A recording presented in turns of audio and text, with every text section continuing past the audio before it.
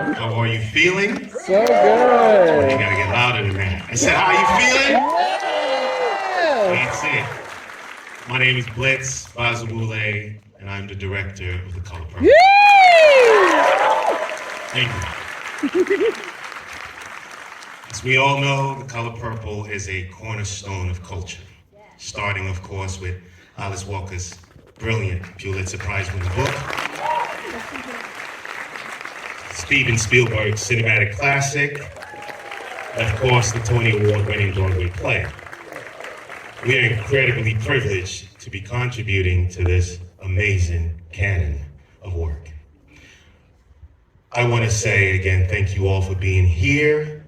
You are the absolute first audience, hold on now, to see the actually finished version of The Color Purple.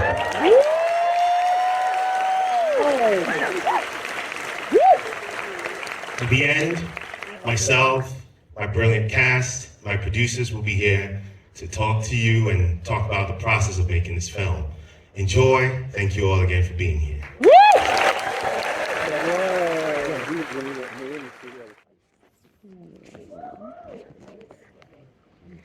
Yes, they did make me walk across that long stage. Thank y'all. That was really just for me to catch my breath from this absolutely breathtaking film. I loved seeing the energy in this room already. I know that you all feel what I think I felt when I watched this film for the first time. I said The Color Purple is a blessing. And it is a blessing to be here today. My name is Angelique Jackson. I'm a senior entertainment writer at Variety, and I have the honor of welcoming you all to the first ever screening of The Color Purple. So now, without further ado, let's start getting the rest of these seats filled. First, we have producer and, of course, Oscar nominee for the 1985 Color Purple, Let's go. Oprah Winfrey.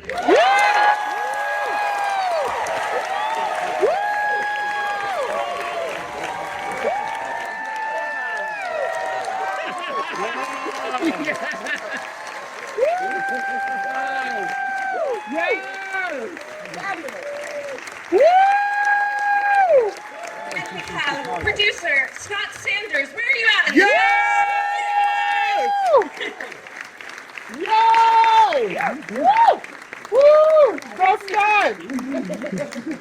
Now we have our visionary director, Blitz Bazawule.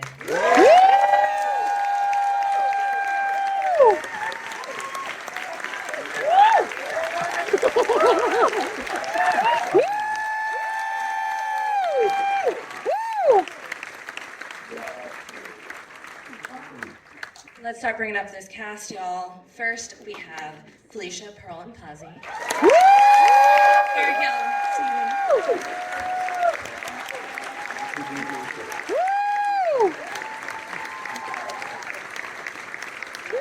Joining us now, we have the beautiful Halle Bailey.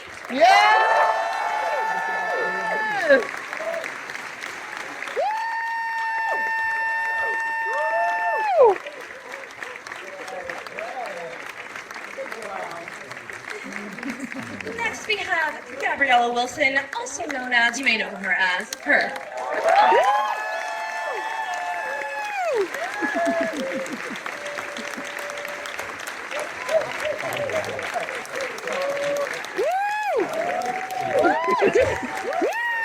Continuing this train of absolute superstars, we have Corey Hawkins.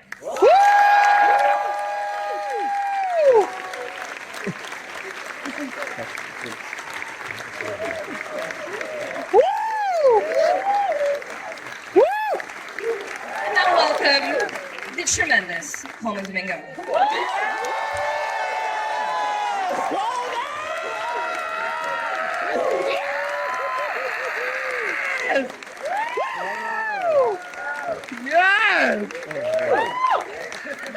And reprising her Tony-nominated role as Sofia, Danielle.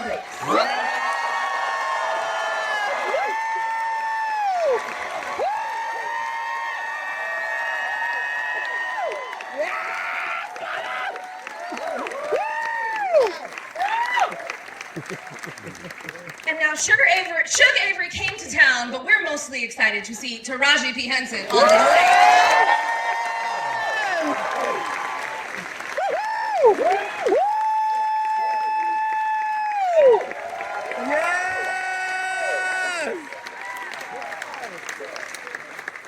And last, but certainly not least, introducing for her major feature film debut, again reprising her role as Celie, Fantasia Barrino.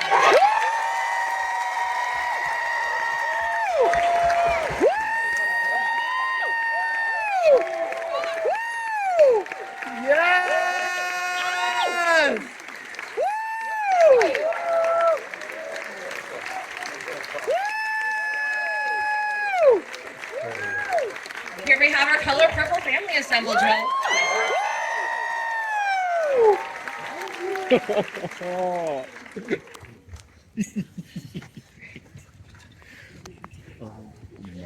I would like to start at the end, because the end of this film is so incredibly powerful.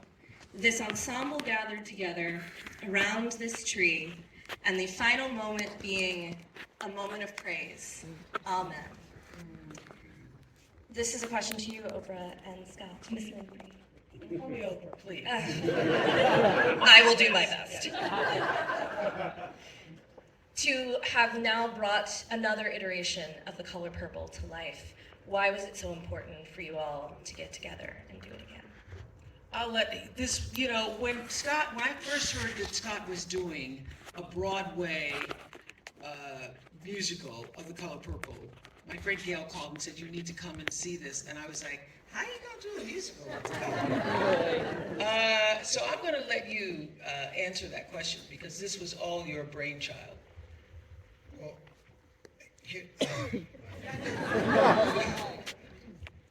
Alice's story is so powerful. The characters live in our world, they live in our ether, and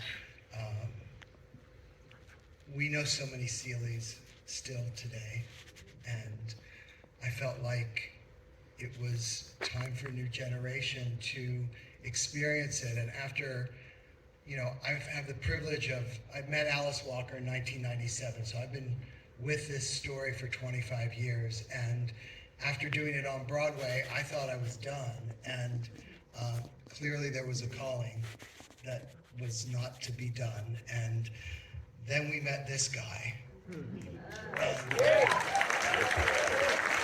then we knew it was time. It was just time.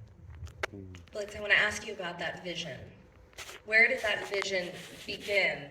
And also, what are you feeling right now? We just watched thousands of names of people that believed in your vision. Wow. I mean, first, it's deeply emotional. To be here with so many brilliant people who put so much of their life force into this work, behind the camera, front of the camera. So first, let me start with acknowledging how blessed we are for that journey. The vision, and this is just kind of taking off of what Scott talked about, begins with Alice Walker, right? Like, that's who we're all indebted to for this blessing that is The Color Purple. And for me, it was very clear, and also we have to shout out Marcus Gardley, our brilliant writer, because those are the words that spurred all of this.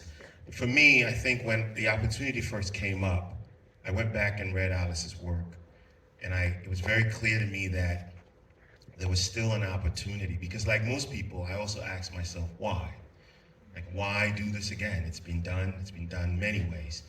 But Alice's opening lines, "Dear God," right, for me was like the first hook, the first thing that made me understand anybody that can write to God must have an imagination. And I knew that if we could just access Celie's imagination, we'll understand that most people who deal with trauma and abuse are often miscategorized as docile, waiting to be saved. That is not the case. They're working actively in their heads to try to free themselves. And as long as we have access to their headspace, we could do that. And I think that once we figured out how to keep expanding Celie's headspace, anything she could imagine she could have, including how to love, who to love, how to love herself, I knew we would have a movie that would truly contribute to the brilliant canon that is The Color Purple.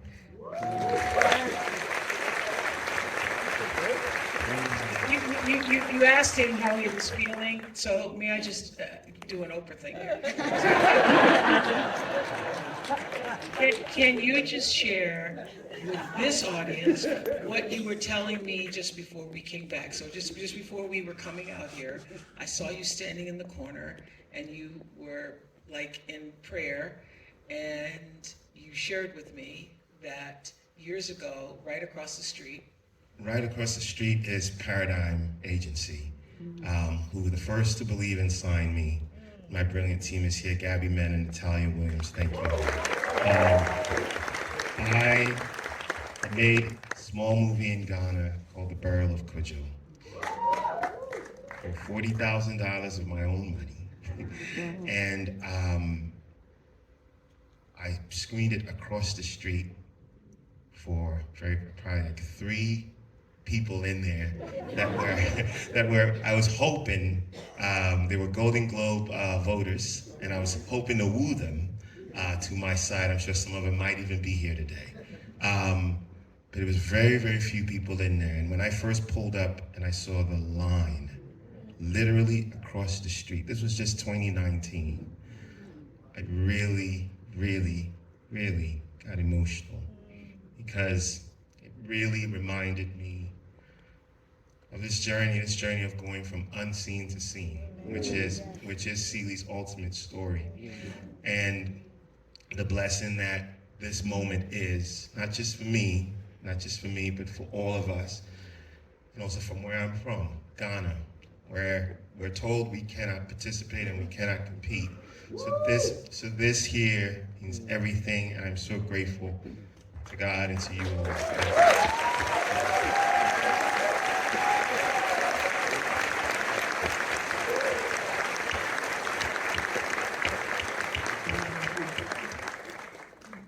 Miss Fantasia Barrino.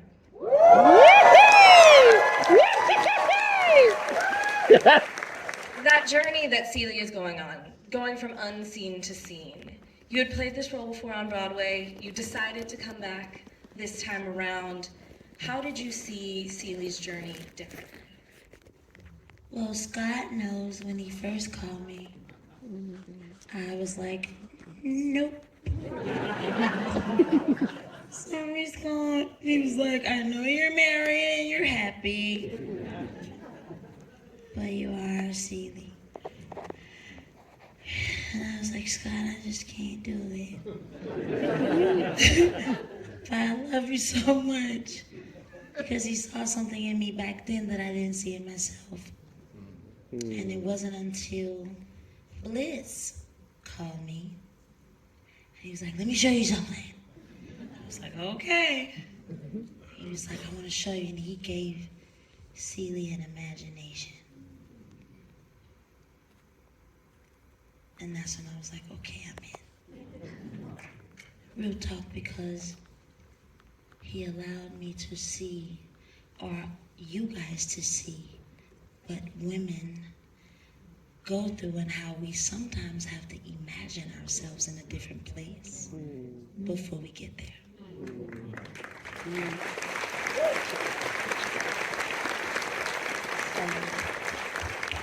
That's when I was like, okay, you got me. Lord, carry me. And then I got on set. And I will tell you guys that I have been around real live Oscars. Everybody you see on the stage, I was telling Corey in the back, Corey, do I get on your nerves? Because I fan out. I fan out with Corey, I fan out with Colman, I fan out with Danielle, I fan out with Taraji, I fan out with H.E.R, I fan out with Halle. Like I'm up here with some amazing, real life walking Oscars. And I wouldn't have been able to do this without them. And I had to step my game up. But I remember when we all went to see the preview, and I think T was on the left of me, Danielle was in the back, and Gab, I call you Gab, her was on the right, and we were all squeezing each other on certain parts. And then I was asking T, I call her T, or Shug Avery. Because she really is Shug Avery. And that is Sofia. I ain't lying. Not today. Not today. No, every day. We was at the magazine shoot. She came through and said, I'm about to go off. I said, there goes Sofia. But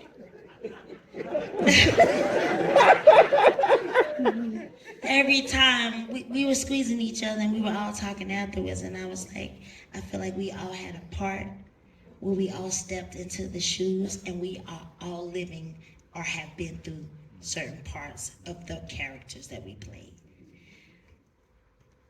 Colman and Taraji is who I spent most of my time with, Mr. and Shug, and they always checked on me, always loved on me. And I was like, I can't play this part because I gotta dig deep. But they made sure when I dug deep that they caught me in the end. And she was always making me laugh. Just like today, she was better at cutting up. Yes, she was. Don't believe it, it's true. But they kept me, and I was able to go back and dig into some things that I thought I had let go of. But this time playing Celie, from when I played it on Broadway, was different. I'm grown now. And I realized that Celie was not so bad. I thought it was bad back then, but I just related to her. My life was in shambles, so it was a different weight that I carried. This time I realized she was pretty dope. So I'm glad I played her.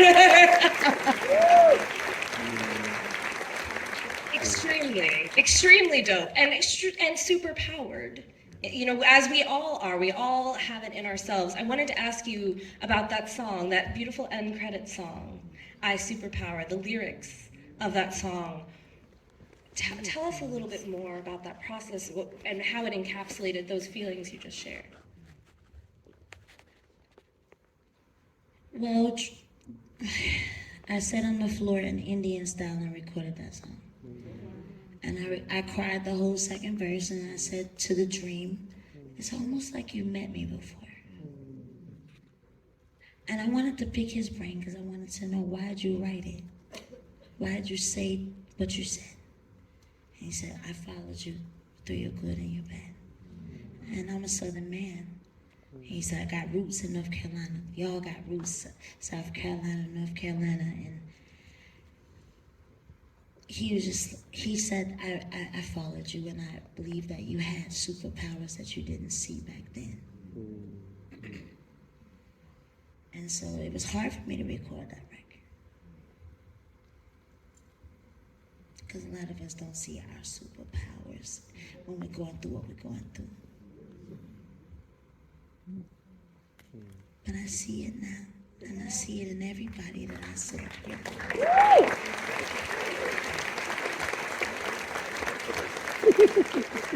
Now, Taraji, you have a superpower that some people knew about because I already heard an HU. You know. But some people might not have known just how incredibly powerful you are as a vocalist in addition. Tell me about deciding to step into Shug Avery's shoes.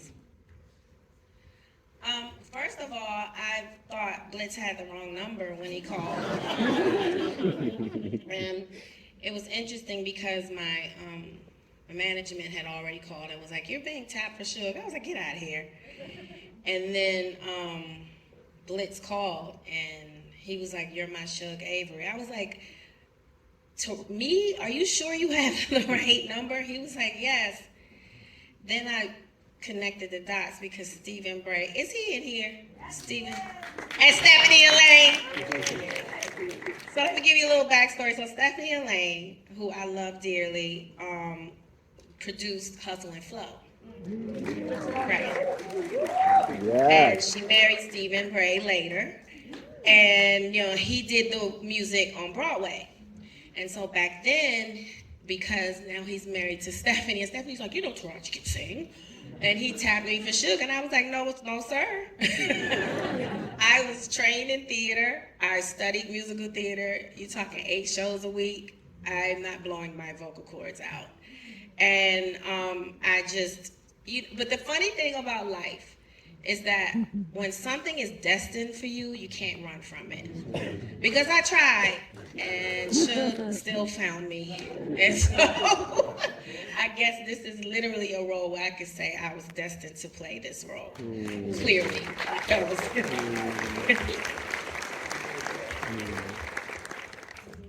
Well, we have to talk more about Shug's, especially Push the Button. Actually, why don't we just talk about it now?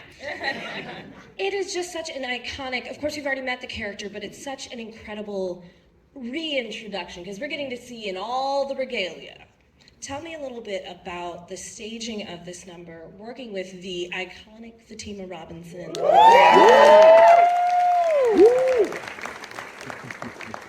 Now, Fatima is amazing, and I was lucky enough to have worked with her before. I guess for me, the rehearsal was so fun because it took me back to, I felt like I was in college again. And the way it was like a well-oiled machine. Like one of us would be in wardrobe and 2 of us would be rehearsing our songs. And then the other 3 are rehearsing, choreography, and somebody else is in the fitting. And it worked like this every day, like clockwork, until we went into principal photography. And the great thing about that is, I don't know, I've done plays, and it's something about, it was almost like we were rehearsing in a dance studio, and then finally it was time to move it to the big stage, and this is actually the set.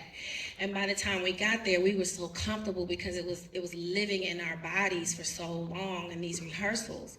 So when it got time for Blitz to set that camera up in those amazing angles and those beautiful lights, we were there. We were already there because we were already running it and rehearsing, and I would be in bed like, 5, 4. Going to the bathroom like, my neighbors thinking I'm crazy. But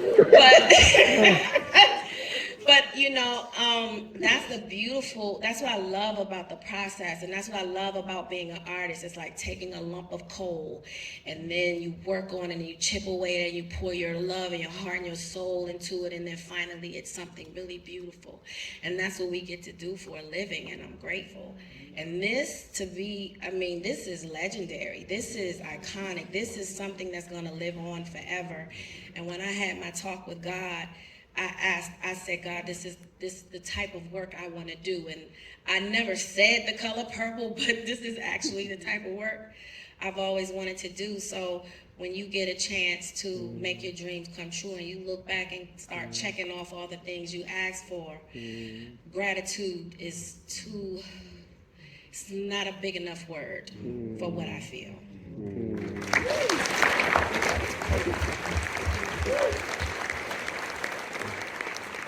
Miss Danielle Brooks.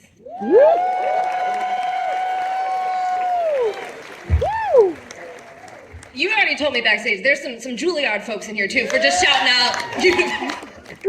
2 of my classmates from Juilliard, our classmates from Juilliard, Ryan O'Byrne and Joe Mayer are here. So they've seen the journey. And Lee, yes, Lee's here too. So it's very exciting.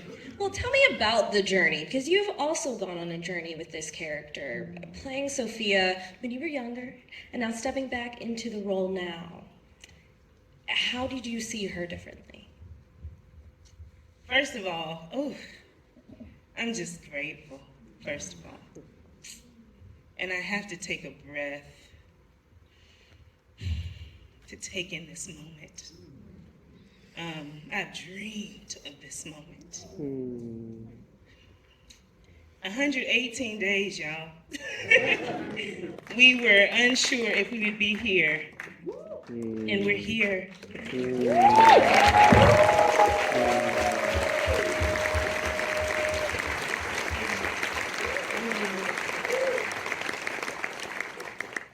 I mean, the journey has been a wild one for me. I think my journey starts with 2005 and getting to see this on Broadway. My dad took me, I was from South Carolina, 15 years old. He took me to see The Color Purple, and it changed my world because I saw people that looked like me. Oh, I saw people that looked like me.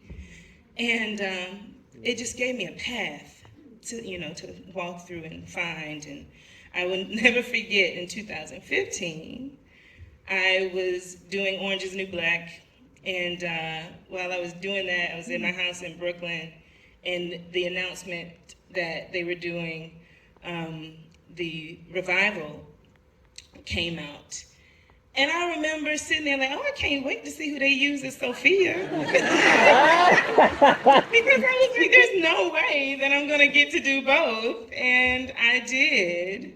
And it changed my life, and I just never forget like singing Hell No every night and using it as my shield, my weapon, because I was so afraid. I had finally stepped into this thing that I wanted so bad, and I had gotten imposter syndrome, feeling like, am I enough? And I got to sing Hell No and fight that thing every day. And so you go through the journey, and you hear they're doing the movie, and you calling Scott Sanders like, hey, you want to hire me? Trying to be cool about it. And then I heard this one over here booked Harpo before I booked Sofia. And I played Sofia for a year. And so I just was like, Lord, please put the pieces together. You know what I mean? You praying for this thing, please put the pieces together. So when Miss O called me and said that I got the part 2 days after my birthday, the best gift I could have ever gotten. And then to get to, today's my daughter's birthday, or to get to take her to her first movie, to see that one down there in The Little Mermaid.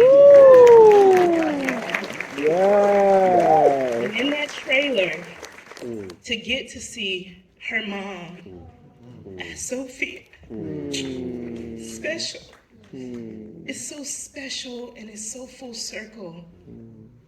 And I'm just grateful for my journey. It hasn't been an easy one.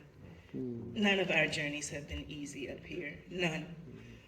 But God makes no mistakes. And what is for you will never miss you. So I'm so grateful to God this didn't miss me.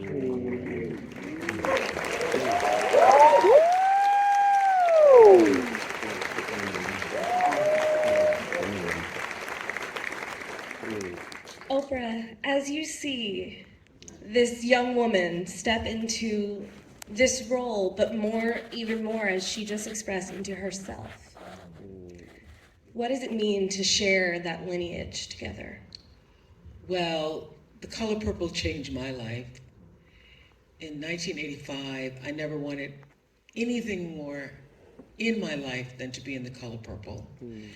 To the point where I thought, I didn't know anything about the movies, and at the end credit, there's something called the Best Boy. I was going to convince Quincy Jones that I could be a best girl. And God saw fit. I mean, when Blitz was telling me his story earlier that he shared with you all, just as he finished the story, the movie was ending, and the chorus was, "Look what God has done." So it was almost like signing off on what you had just said. And for every one of us up here, it is a story of look at what God has done.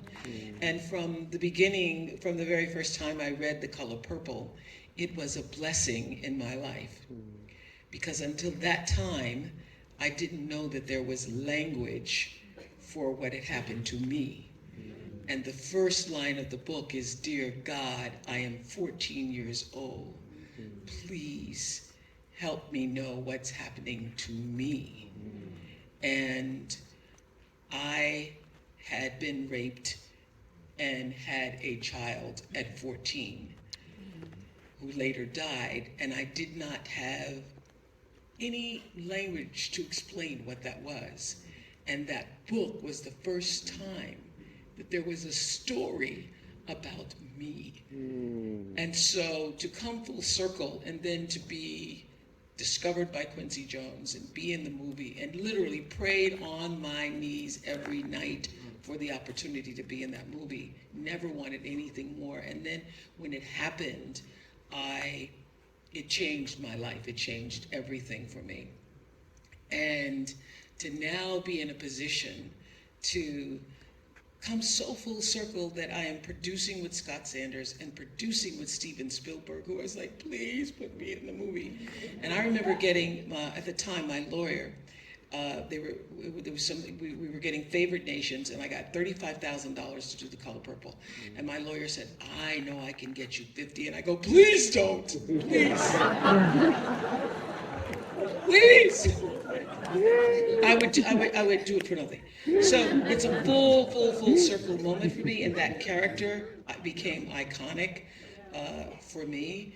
So I wanted to be there the day in particular that Danielle did that famous "You Told Harpo to Beat Me" scene. I wanted to be the one to call Danielle because it felt like passing the baton of glory and goodness, because this is what we will all reap from the experience of this movie, is glory and goodness, because it is divinely touched. It's bigger than all of us. It's what Scott was saying earlier. It's what Alice Walker seeded in the novel, goes beyond us. Now this story comes into the world, and generations now will experience this in ways. And it's like Fantasia has said on other occasions, you can't come to this movie and not be healed. There's something really powerful going on with the spirit of it and the energy of it. And it's the spirit and the energy and the love and literally the vibrational frequency that we all brought to it. So to see everyone here on stage in their highest vibration, speaking of this thing that we love that is really greater than ourselves, I have no words for that. Look at what God has done.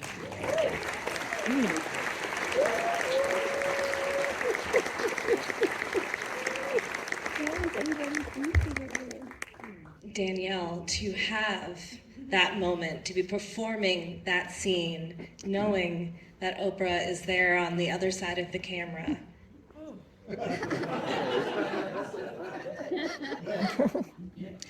I had to pray. I was like, you just want to make her proud, first of all. Like, that's the way you can honor her, is by, like, doing the work and getting yourself out of the way, all of the things that you're feeling and experiencing, removing that, and being Sofia. That's the best gift I could give you all. That's the best gift I could give myself and to the legendary Miss O. I mean, so it was a day, but what I appreciate about this woman, that she held my hand through the whole thing, and she let me fly.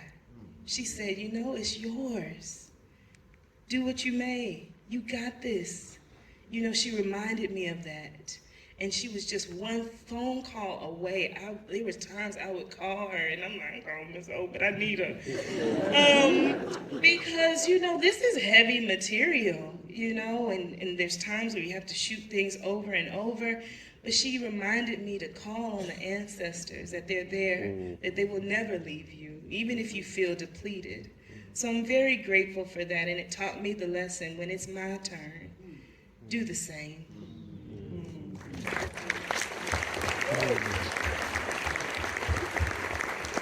Now, I know you mentioned that it's your daughter's birthday, and this is a beautiful moment to celebrate because we also have another birthday on this stage, Miss Phylicia.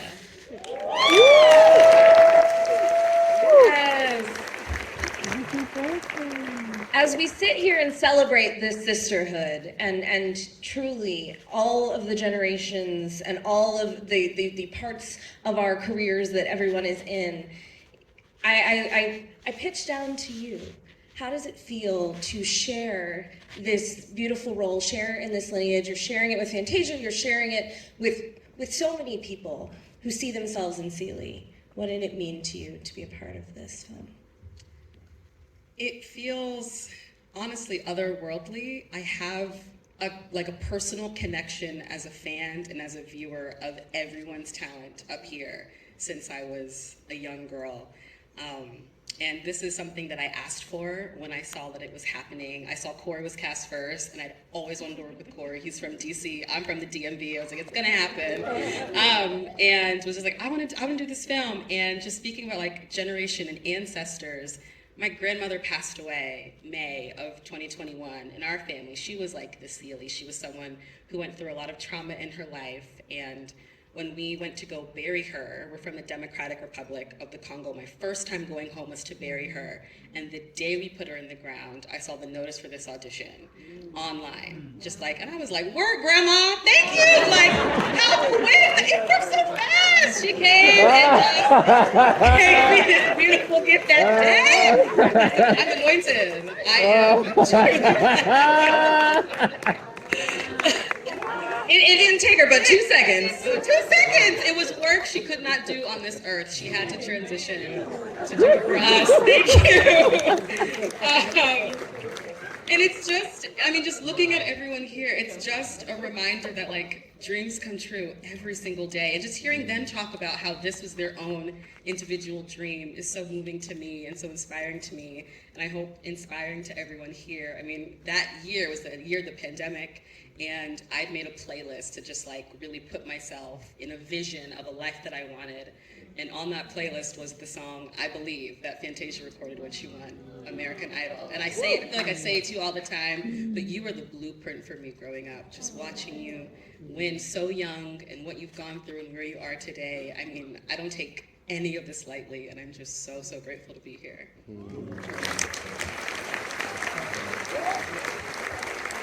Y'all are trying to make this very difficult for me today. That is the power of this movie. That is what this movie is celebrating. It is celebrating our bonds with sisters we don't even know we have, with brothers we don't even know we have. Halle, I want to go to you next because, Celie and Nettie's relationship is the heart of this story. Tell me a little bit about you and Phylicia and how you two bonded. Yes, well, happy birthday to this special girl, y'all. This was such a blessing to be able to be a part of such a beautiful project with so many people that have inspired me for so very long, much like you just said. I think I was just in awe just to be a part of it, and I was really excited to take on this role of young Nettie because I felt like I had a lot of history and sisterhood with my personal relationship with my sister, Chloe, who is my angel, my guardian, my everything. And I'm the baby sister. So I have 2 older sisters and a baby brother, but I'm the baby of the girls. So I felt like I could really resonate with young Nettie's story. And also, I felt like she was teaching me strength about myself that I didn't know I had within me. And it was really exciting to get to do it with Phylicia, who's so amazing, and just play on that beautiful, fun relationship of sisterhood. And, it's truly a blessing when you can have a guide here with you on earth to be like, you know what? You do it this way, you're okay, like hold my hand, I got you. And that's what my sister Chloe is for me. So I felt like I was able to kind of, imitate her in a way when playing with Phylicia and being the one to kind of guide her out of the darkness that would try to consume us, but we wouldn't let it. So, you know, I'm just so grateful to be here as well. And yeah, this is like a dream to even be sitting up here. Yes. I mean, that lightness is exactly what you have in a number like Keep It Moving. It's just so joyous.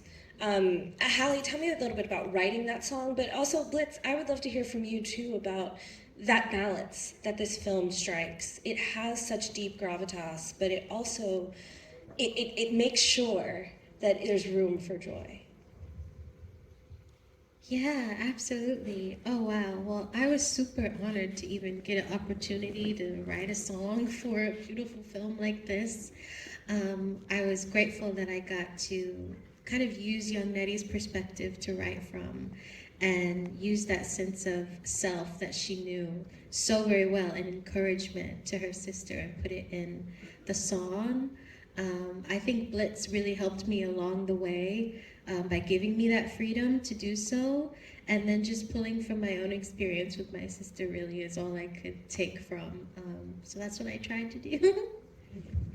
And brilliant work. Yes. I mean, as it relates to, and I'll keep this very quickly, this balance and oscillation between pain and joy. I mean, that's everybody's life. We're constantly going back and forth. And so for me, it was very important that as Celie was dealing with deep trauma and challenges in her life, and you know, this is also very peculiar about the Black experience, no matter where we find us, no matter the challenges and the abuse, there's always room for joy, right? And I made sure in every frame that even though the circumstances were not beautiful, we could find beauty.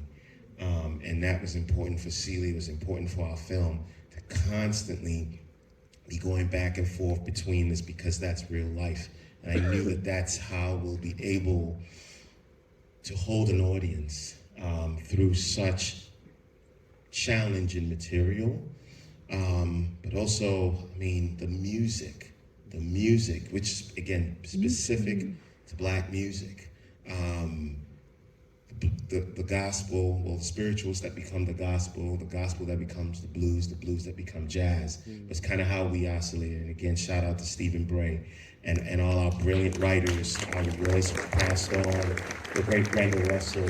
We inherited an amazing amount of music, but we also had the privilege of bringing on a new cadre of people to help us. Ricky Dillard, the amazing, Christian McBride on jazz, and of course Kev Mo on blues. So those were kind of the ways that we were able to go in and out of pain and joy.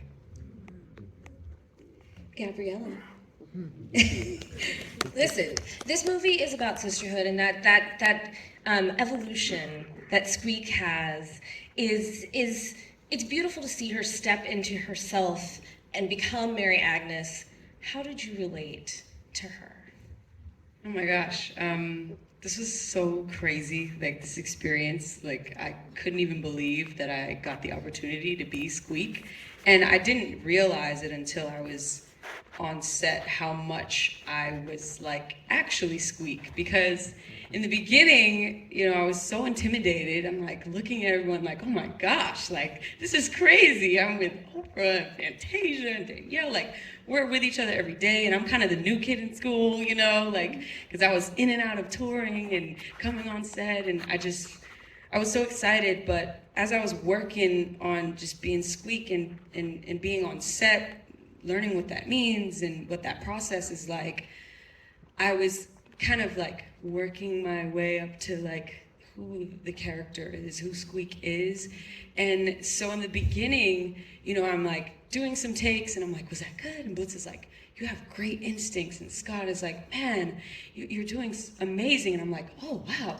And so naturally in the film, like the first scene we shot is the first time you see me. And I'm like, I can sing too, you know? Like, so I was like actually hesitant in real life to say something like that. And, you know, even just learning the accent and everything, so you saw the natural progression, but also just her having a dream and having a vision of who she wanted to become. And I just remember being 10 years old, 10-year-old Gabby playing and singing and wanting to be a singer one day, wanting to be an artist. And it really, it kind of empowered me in a different way, because I've just gone through so many transitions on my journey, and it reminded me why I do this, why I love storytelling, whether it's acting or singing, because yeah, it just unlocked something in me, and it reminded me why I'm here. It really reminded me like,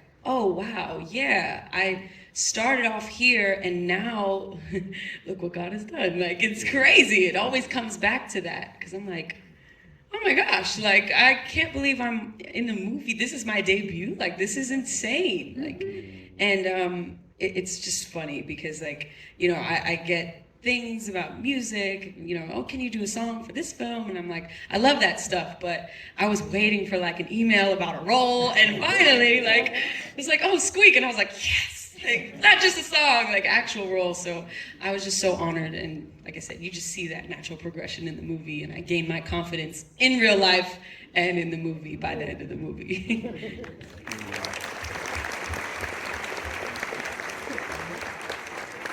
Oprah just took the words out of my mouth. The men's. I didn't mean to leave y'all for last, but the reason I did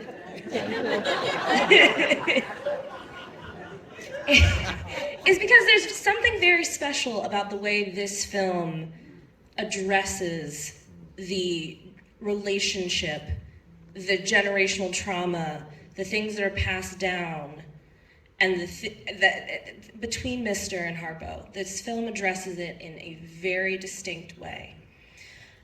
So Colman, I would like to begin with you. In taking on this role as Mr.,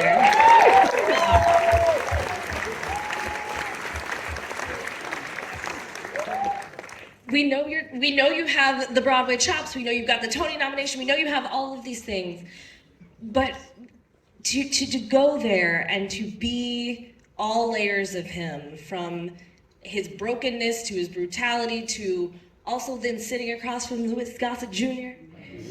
And we learn a bit more about how this came to be. What was it about Mr. that made you say you wanted to do this? Well, the first thing is, I never thought I would be in any production of The Color Purple in any way. I sing, but I don't sing like that. I don't. I know my skills.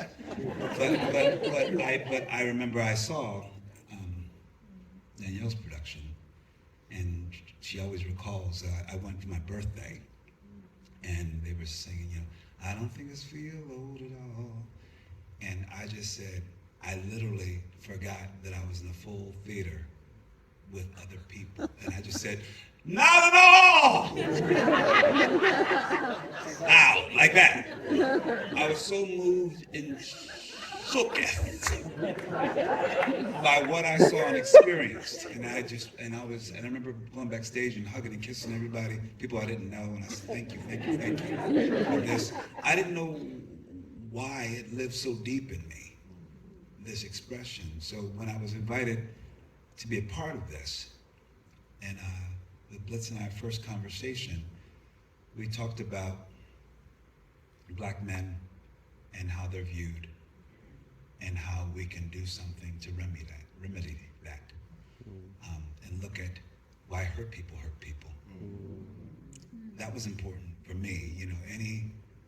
Any representation of a Black male in the world, I feel like I want to give our full humanity, and I want to show even characters that are seemingly written to just be violent and cruel, but I'm like, I want to know, how did they get that way? Yeah. That was what we were curious about, and we started talking about that. Corey and I started talking about, like, how did he get this way? You're not born this way. What trauma are you suffering from? What generational trauma? What are you lacking? What are you missing? What do you need? And then why must you put the foot on someone else's throat to make you feel bigger? And I am a 1,000% feminist. And I wanted to make sure that I was in service to these women in this film and all that they must hold. And I know I have to carry a lot as well. But also, for me, by making sure that I understood how Mr. operates in the world and what he needs and where his heart is broken by the systems that he's under, which is America. I think we're dealing with just trauma of being black folks in America.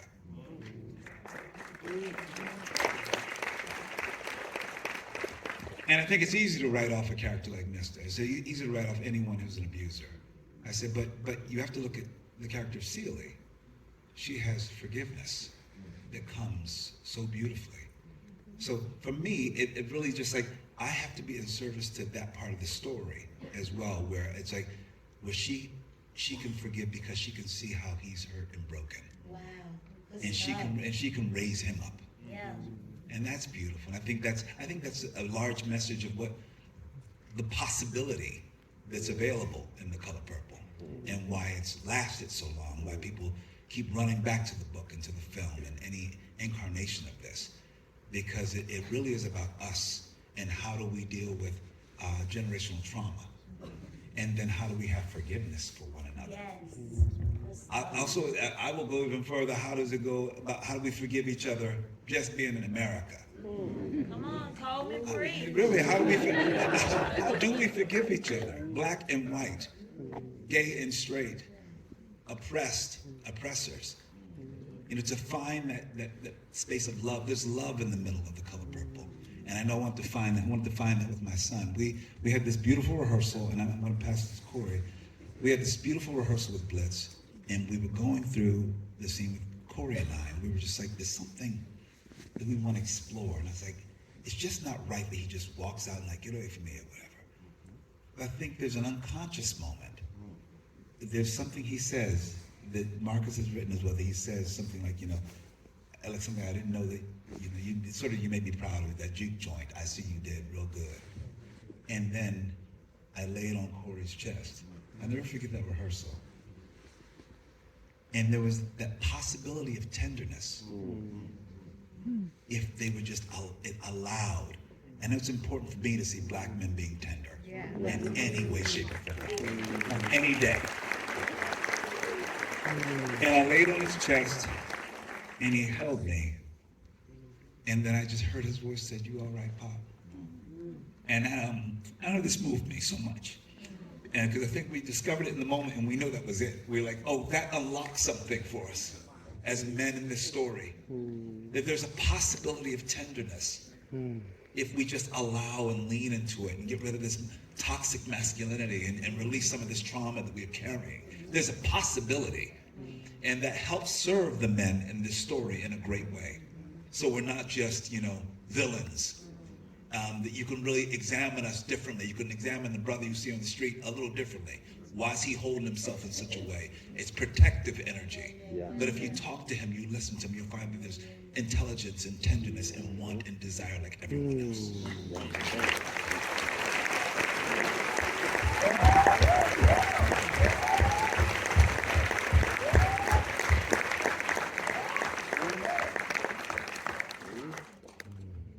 Mr. Hawkins, take us home.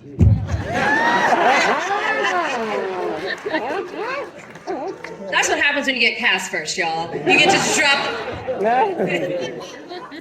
Oh,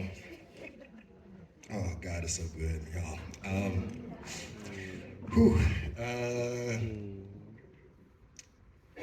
Because this does feel like church to me.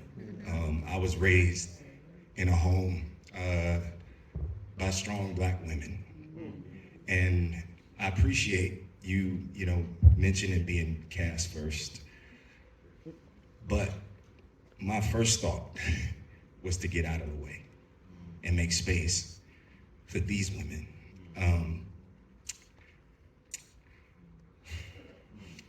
I remember when Scott called me about this role, about playing Harpo, was confused. I was the first person. And I remember hanging up the phone, very gracious. I was over the moon. And my first thought, I picked the phone back up immediately and called him back. And I was just like, Danielle Brooks, please, God, please. I want to be her Harpo. I want to serve this story for her.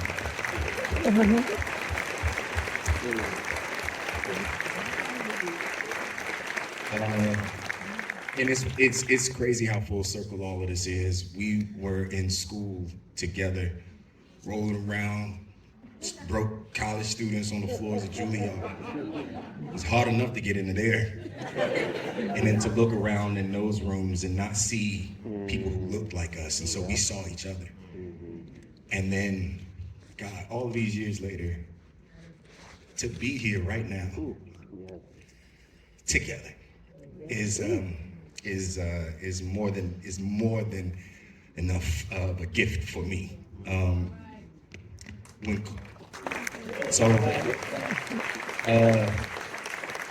Colman spoke so beautifully on masculinity and just on the men in this story and the trauma and the generational trauma. For me, Harpo has always been an empath.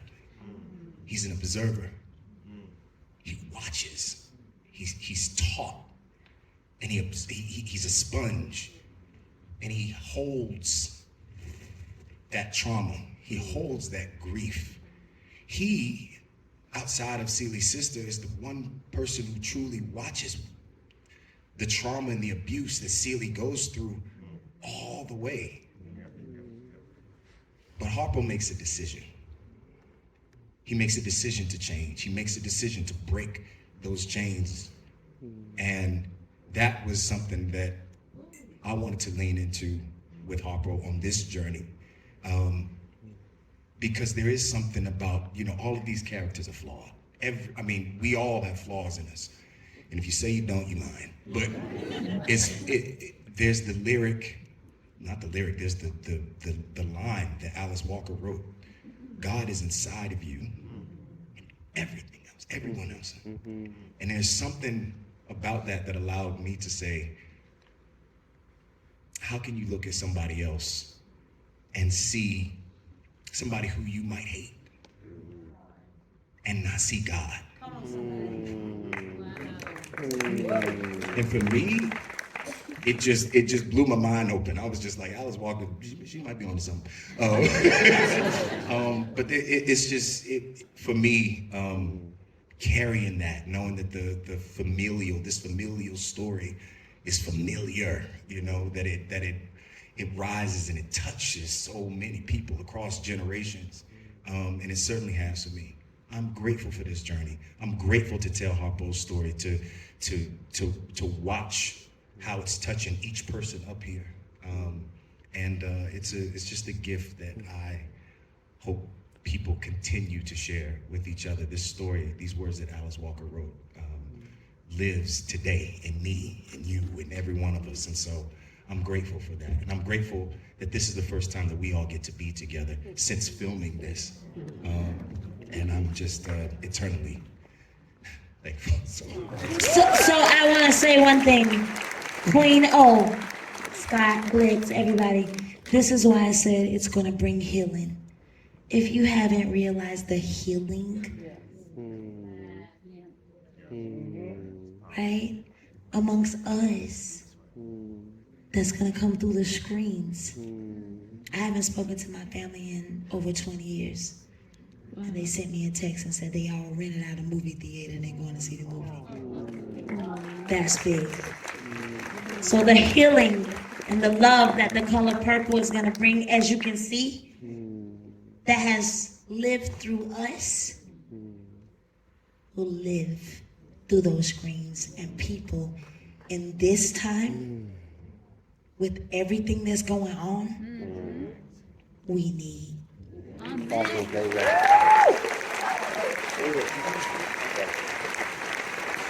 Well, truly, I thank you all, and I thank y'all for being with us on this journey of healing this evening, being this first audience to experience this film.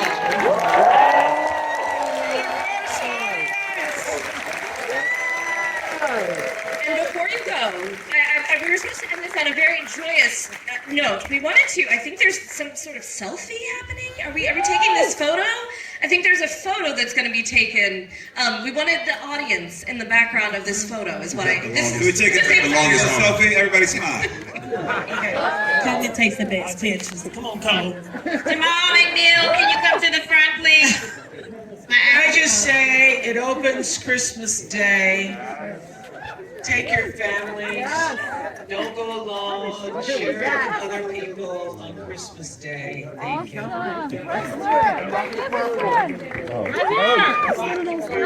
see you. I'm going to tell you stairs. I might get you to sit on the stairs.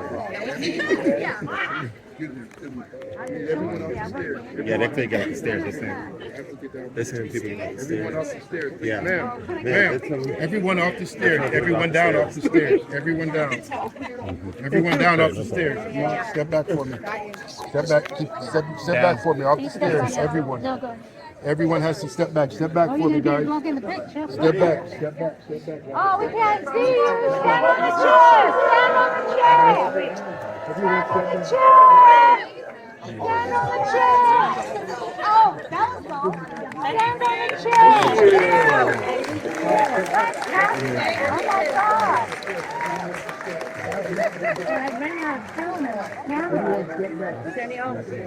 Danielle. We need someone tall taking Happy birthday. Please don't come down this, please. Happy birthday to you. Happy birthday. Happy birthday.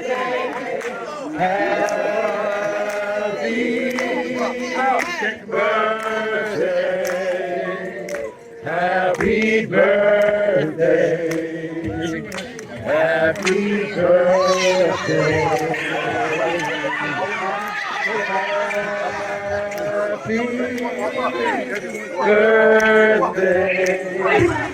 Happy birthday.